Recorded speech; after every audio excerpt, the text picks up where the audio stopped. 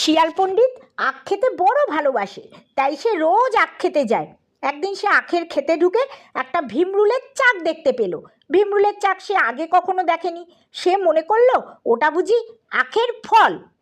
ভীমরুলের চাক দেখে সে বললে, হা হা হা, ইক্ষুর কি চমৎকার ফল, খেতে না জানি কত মিষ্টি হবে।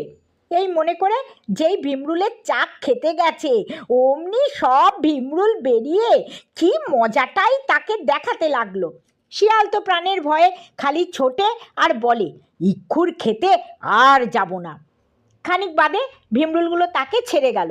তখন সে ভাবলে, খেতে তো রোজই যাই, তাতে তো কিছু হয় না, ফল খেতে গিয়েই আমার বিপদ হলো, তবে আর খেতে যাব না কেন, ফল না খেলেই হলো।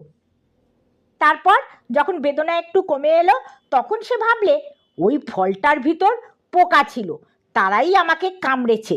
আগে যদি ফলটাকে নাড়া দিতুম, তবে পোকাগুলো বেরিয়ে যেত, তারপর ফল খেতে কোনো কষ্ট হতো না। হা হা হা, সে ফল খেতে না জানি কতই মিষ্টি, তবে আর ফল খাবো না কেন, খাবার আগে পোকা তাড়িয়ে দিলেই হবে। আখের খেতে গিয়ে সে তো লাঠি দিয়ে নাড়া দিয়েছে, অমনি আর যাবে কোথায়, ভীমরুলের দল এসে তাকে কামড়িয়ে আধমরা করে তবে ছাড়লো। সেই থেকে সে আর ইক্ষুর খেতে ফল খেতে যেত না।